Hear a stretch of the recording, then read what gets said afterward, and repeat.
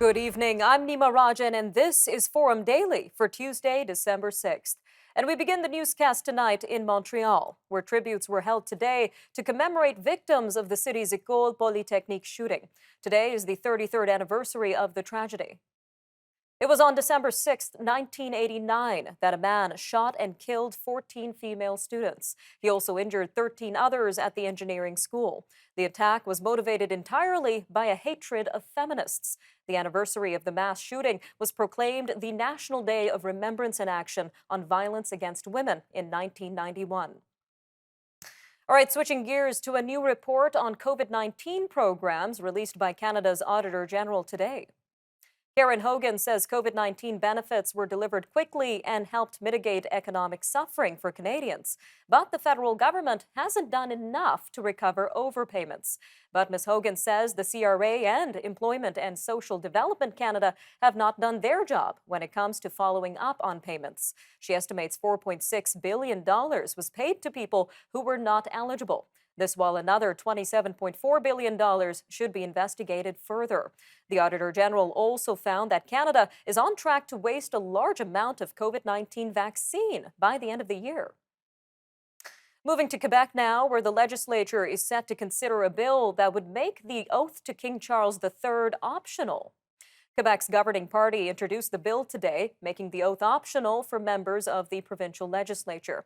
If it's adopted, members will only be required to swear loyalty to the people of Quebec and to the Constitution. Constitutional scholars are divided over whether Quebec has the power to unilaterally eliminate the oath requirement. Well, tensions continue to rise in Alberta as the opposition NDP leader says Premier Danielle Smith has lost the people's trust over her proposed Sovereignty Act. Rachel Notley says the act is beyond saving and needs to go. The bill allows Ms. Smith's cabinet unchecked powers to secretly write reactive laws to whatever federal policy it deems harmful to Alberta. Ms. Smith's governing United Conservative Caucus announced yesterday that it has proposed two changes to fix concerns with the bill. One amendment would clarify that any changes that cabinet makes to a law can't be done in secret and must go back to the House for debate and approval. Amnesty International Canada is vowing to prevent a recent cyber attack on its digital systems from intimidating staff or disrupting their work. The organization adds that they will continue to advocate for human rights globally without fear. The Canadian branch of the human rights group says it was the target of a cyber attack first detected on October 5th. All right, well, some concerning news on the West Coast, where a Spanish civil rights group says Vancouver has at least one secret police station operated by Chinese authorities. In a September report, the group Safeguard Defenders says there were Chinese police operations around the world. This includes 3 in Toronto. An updated document names another 48 locations. Safeguard Defenders says 2 of the new stations are in Canada, 1 in Vancouver, and the second unknown. The report says most of the newly documented stations were set up starting in 2016. Now, this directly refutes the government of China's previous statements that the operations were started in response to the COVID-19 pandemic. Well, the numbers are in, and the Toronto Regional Real Estate Board says November home sales were down by 50% from the same month a year ago. In its report on Tuesday morning, the board says that the November decline to over 4,500 sales came as rising interest rates continue to put pressure on affordability and the real estate market.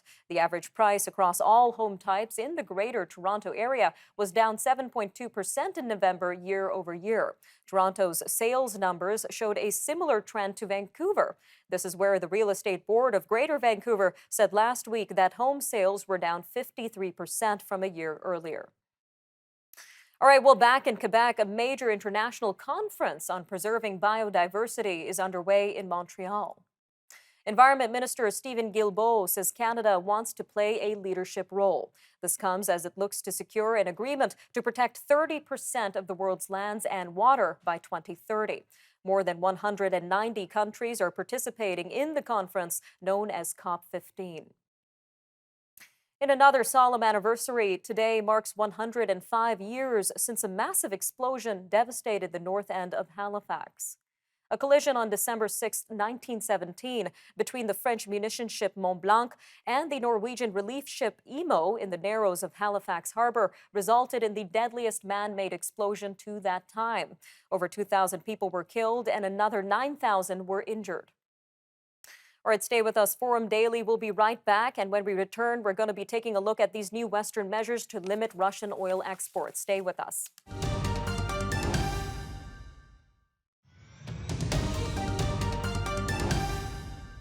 Major Western measures to limit Russia's oil profits over its war in Ukraine have taken effect.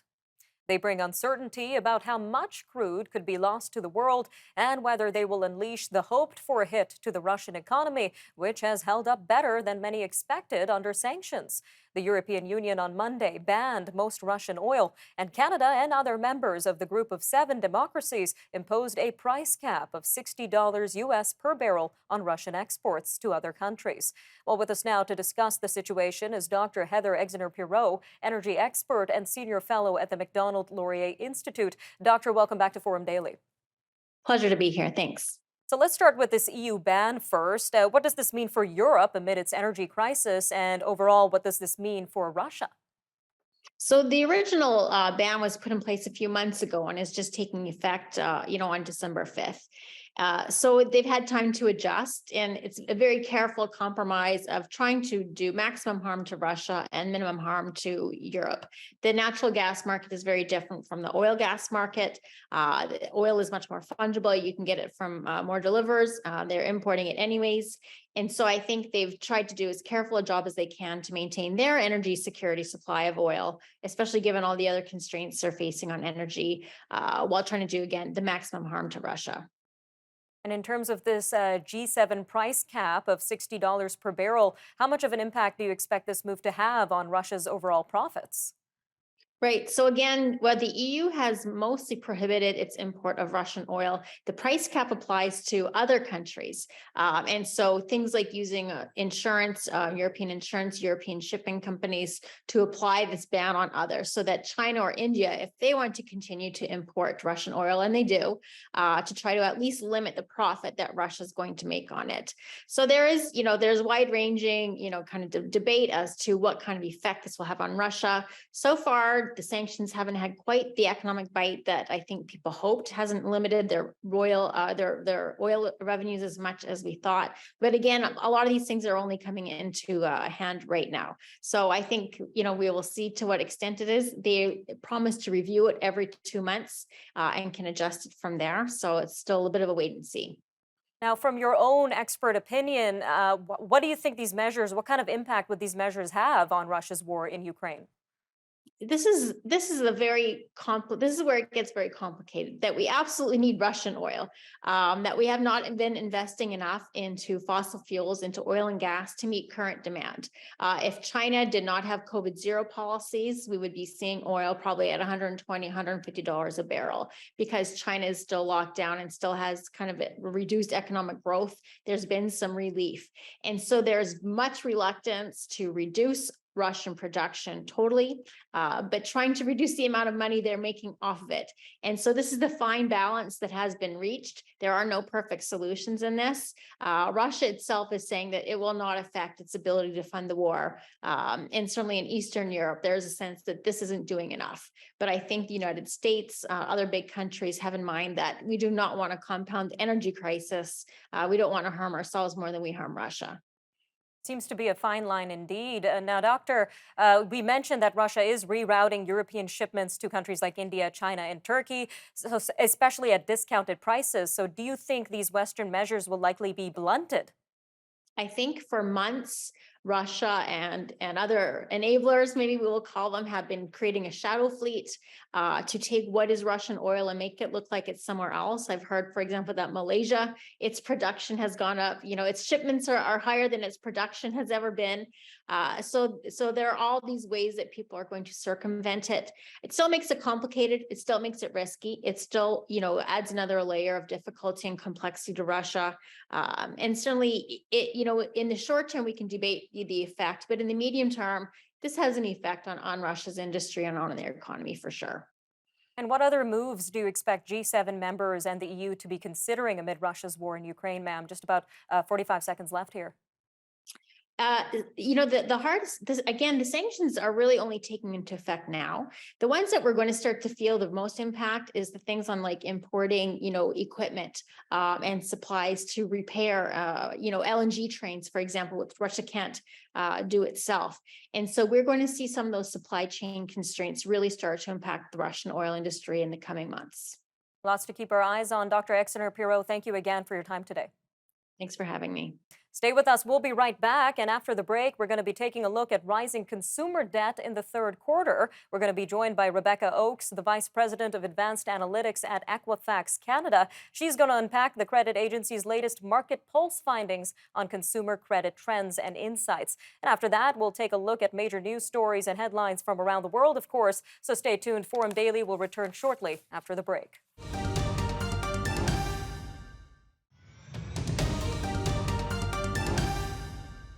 A new report from Equifax Canada finds consumer debt continues to rise, even as mortgage volumes decline.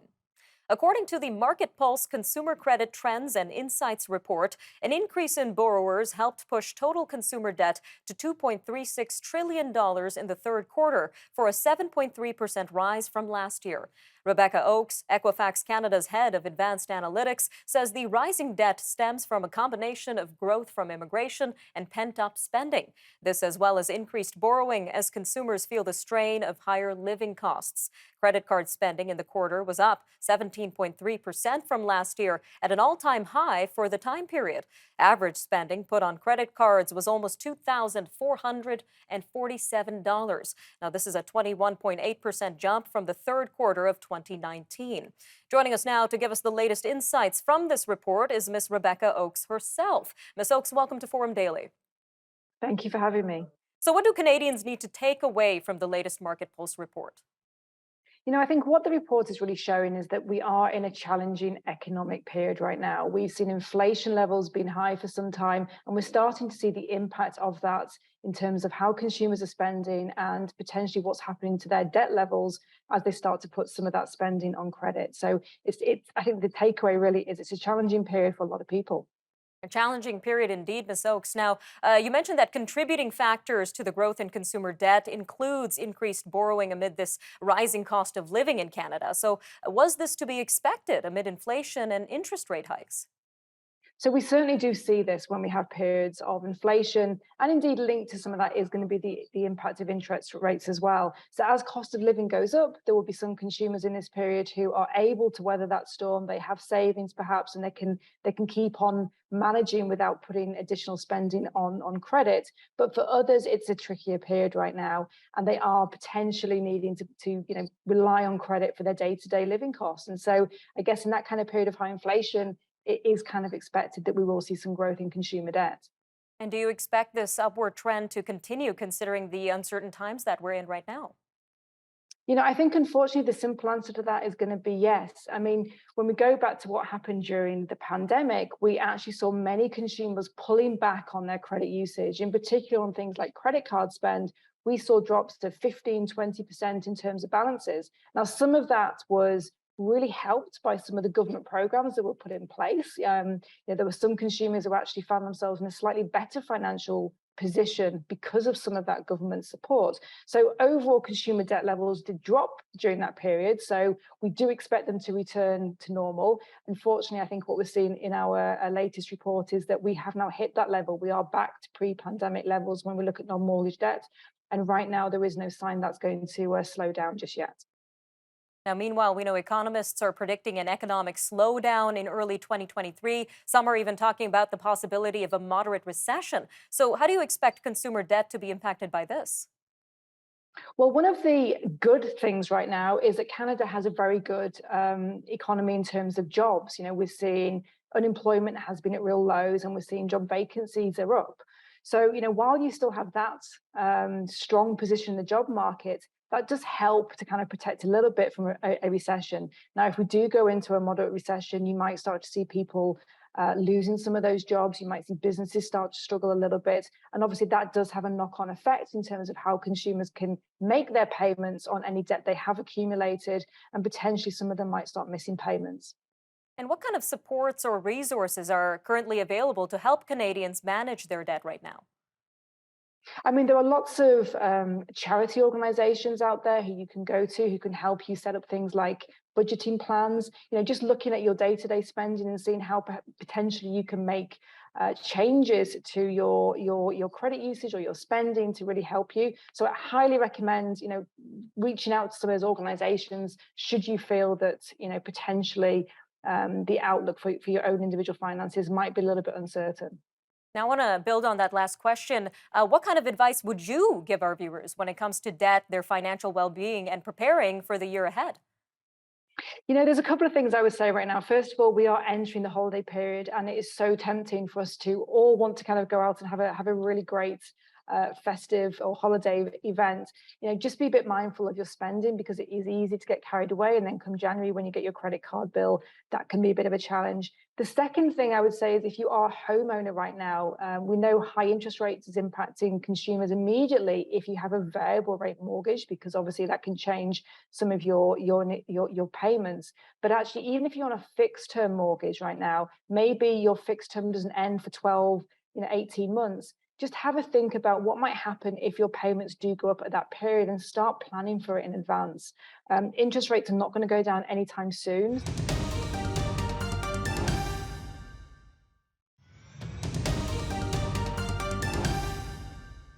Ukrainian President Volodymyr Zelensky has traveled to an eastern city near the front line in a new display of defiance. This comes while two more strategic sites inside of Russia were reportedly hit by drone attacks. A fire blamed on a drone attack broke out at an airport in Russia's southern region bordering Ukraine. Moscow has already blamed Kyiv for multiple unprecedented drone attacks on air bases deep inside of Russia. An industrial plant 80 kilometers from the Ukrainian border was also targeted by drones. Looks like tensions continue to rise between the two Koreas on Tuesday, with North Korea firing a barrage of artillery rounds into waters near South Korea. This is for the second consecutive day and comes amid ongoing U.S.-South Korea live-fire drills in an inland border region. An unidentified spokesperson of the North Korean People's Army General Staff says the firings are meant as a warning against enemy-side artillery exercises in a region near the inter-Korean land border. Further south in the Indo-Pacific region, Indonesia's parliament has unanimously passed a controversial revision of its penal code that criminalizes extramarital sex.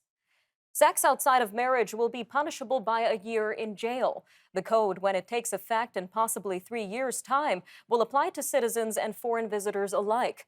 It also preserves the death penalty, prohibits promotion of contraception, and restores a ban on insulting a sitting president.